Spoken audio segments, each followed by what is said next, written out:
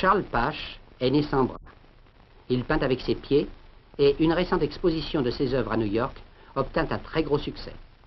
La délicatesse et l'éclat de ses fleurs découlent du soin méticuleux qu'il porte aux formes et aux détails. En peignant la beauté des fleurs, dit-il, « Je veux rendre à la vie un peu de ce que la vie me donne tous les jours. » Il suit la tradition des grands modernes en copiant exactement les maîtres d'autrefois.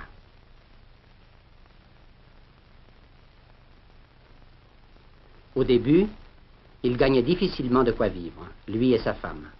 Mais la rencontre de Stegmann et la découverte de l'association des artistes peignant avec la bouche et les pieds lui donnèrent confiance en l'avenir et lui permirent de réussir une vie décente qui, maintenant, l'emporte sur son handicap.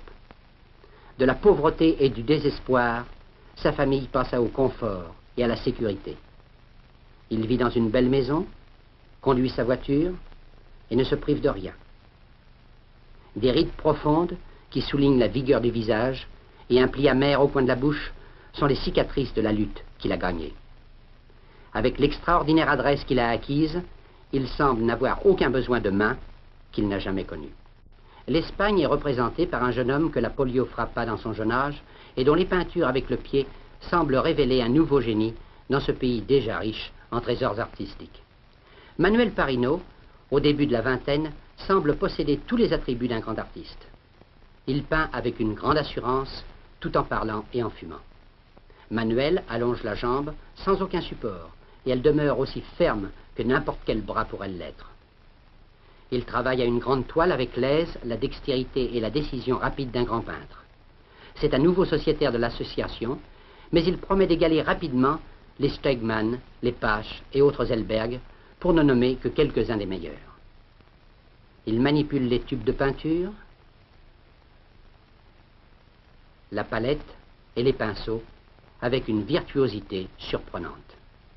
Sa figure est dynamique, peut-être vieillie prématurément, mais pleine de la souffrance, de la tendresse et de la fierté qu'on s'attend à trouver chez un maître.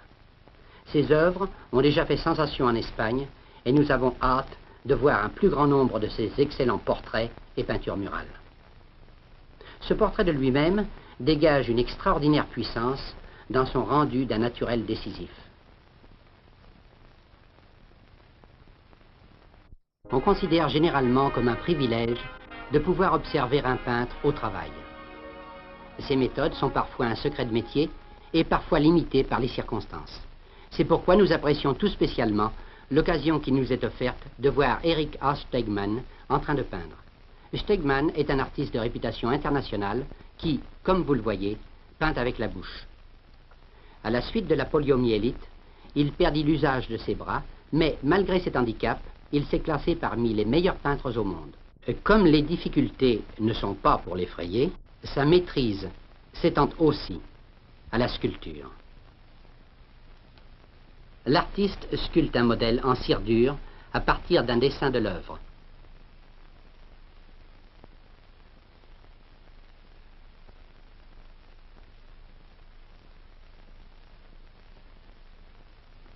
Ses puissantes mâchoires remplacent les mains et façonnent l'œuvre avec une sûreté étonnante.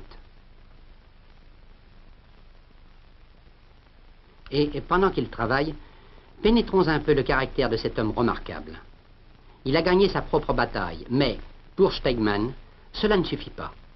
Durant les 12 dernières années, il a sans cesse lutté en faveur des hommes, des femmes et des enfants qui, comme lui, ont perdu l'usage de leurs mains à la suite de maladies ou d'accidents. Ces efforts énergiques se sont traduits par la fondation de l'Association des artistes peignant avec la bouche et les pieds, dont Stegmann est le président. Cette association, qui n'est ouverte qu'aux peintres qui ont perdu l'usage de leurs deux mains, possède actuellement plus de 50 sociétaires et environ 40 boursiers étudiants. L'association n'est pas une organisation de charité. Carl Fischer, aussi appelé C. Fischer, a connu des moments plus tragiques. Il était normal de naissance et ne fut victime d'aucune maladie.